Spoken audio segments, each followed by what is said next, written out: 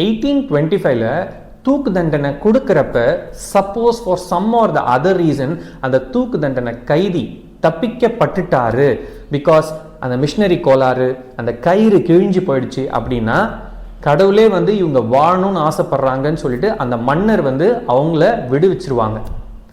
அப்படிப்பட்ட விதியே ஒரு மன்னர் மாத்தி இல்ல அவர் சாவணும்னு மறுபடியும் அடுத்த நாளே சாகடிச்சிருக்கிறாங்க தூக்குல போட்டு. எதனாலன்னு தெரியுங்களா?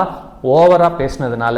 ஹலோ ஃப்ரெண்ட்ஸ், நான் ஸ்ரீதர். இன்னைக்கு நம்ம law 4 of the book the 48 laws of power பார்க்க போறோம். 1825ல புதுசா ஒரு மன்னர் பதவி ஏற்கிறாரு. அதே டைம்ல ஒரு பெரிய புரட்சி ஒன்று உண்டாகுது. மற்ற யூரோப் கண்ட்ரிஸ் எல்லாமே பயங்கரமா டெவலப் ஆயிருக்கு, மாடர்னைஸ் ஆயிருக்கு.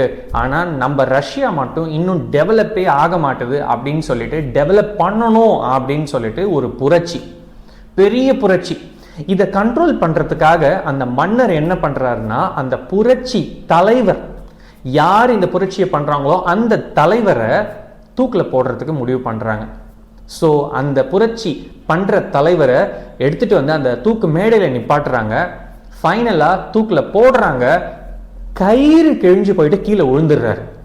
விழுந்தவர் எழுந்திருச்சு சும்மா இருக்கலாம்ல, எழுந்திருச்சு ரஷ்யால கயிறு கூட உங்களுக்கு ஒழுங்கா பண்ண தெரியல அப்படின்னு ரொம்ப சத்தமா மக்களை பார்த்து சொல்லியிருக்கிறார்.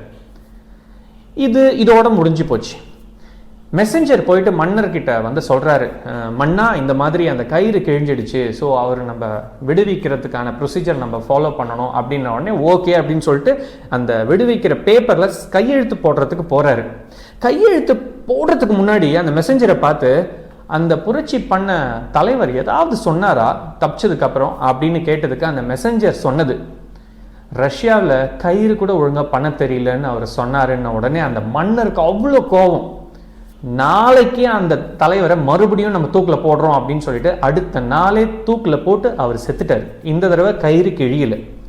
ஸோ கண்டென்ட் என்னன்னா, நிறைய பேசாதீங்க, கம்மியா பேசுங்க. நிறைய பேசுறதுனால நம்ம மற்றவங்கள ஒஃபெண்ட் பண்றோம். நம்ம முக்கியமான விஷயங்களை மற்றவங்களுக்கு சொல்றதுக்கு நிறைய வாய்ப்பு இருக்கு.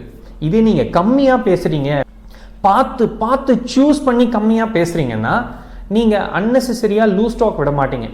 உங்களோட சீக்ரெட் இன்ஃபர்மேஷனை பத்தி நீங்க நிறைய வெளியில சொல்ல மாட்டீங்க. அது மட்டும் இல்ல, இந்த சைலன்ஸ் கம்மியா பேசுறது அப்படிங்கிறது நம்ம கூட இருக்கவங்களுக்கு ஒரு பெரிய டிஸ்கம்ஃபர்ட் கொடுக்கும். ஏன்னா அவங்களால நம்ம தாட்ஸை கெஸ் பண்ண முடியாது. நம்ம பேசினா தானே அவங்களால கெஸ் பண்ண முடியும். நம்ம தான் ரொம்ப கம்மியா பேசுறோமே. இப்ப என்ன ஆகுதுன்னா, அந்த டிஸ்கம்ஃபர்ட் ஓவர் கம் பண்றதுக்காக நம்மள பேச வைக்கிறதுக்காக அவங்க நிறைய பேசுவாங்க. ஆனா உண்மை என்னன்னா, அவங்கள பத்தி நிறைய இன்ஃபர்மேஷனை நம்மளுக்கு கொடுக்குறாங்க. ஆனா நம்ம அதை ஜஸ்ட் லிசன் மட்டும் பண்றோம். நம்ம எதுவுமே பெருசா பேசுறது கிடையாது. ஒரு பழமொழி இருக்கு இல்லையா, குடம் பாதியா இருந்தா நிறைய ஆடும், அதே குடம் தண்ணி ஃபுல்லா இருந்துச்சுன்னா பெருசா ஆடாதுன்ட்டு. நம்ம கம்மியா பேசுறது மூலமா நம்ம மற்றவங்களோட கண்ணுக்கு பவர்ஃபுல்லா தெரியும், ஒரு மிஸ்டீரியஸ் பர்சனா தெரியும். அதனால அவங்களோட அட்டென்ஷன் பூரா நம்ம மேலதான் இருக்கும். ரொம்ப கம்மியா பேசுறதுங்கிறது ஒரு skill which we all can develop.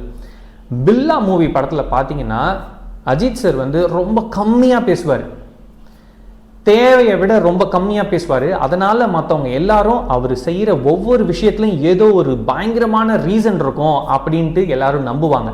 அதே தான் நம்மளோட வாழ்க்கையிலையும் நம்ம ரொம்ப கம்மியா பேசுறது மூலமா மற்றவங்க நம்மளுக்கு பயங்கர நாலேஜ் இருக்கு, செய்யற ஒவ்வொரு விஷயத்திலையும் ஏதோ பயங்கரமான விஷயம் இருக்கும் அப்படின்னு நம்மளை நம்ப ஆரம்பிப்பாங்க. ஸோ இந்த லாவை நீங்க உங்க லைஃப்ல எப்படி யூஸ் பண்ண போறீங்க? எப்படி பேசாம இருக்கிறது ரொம்ப கஷ்டமாச்சு, நான் பேசிக்கிட்டே இருப்பேனே அப்படிங்கிறது எல்லாரும் நீங்க யோசிக்கலாம். கண்டென்ட் என்னன்னா, ஃப்ரீயா மனசுல வரத பேசுறது ரொம்ப ஈஸி. கண்ட்ரோல் பண்ணி ரொம்ப கம்மியா பேசுறது தான் actual skill and effort required.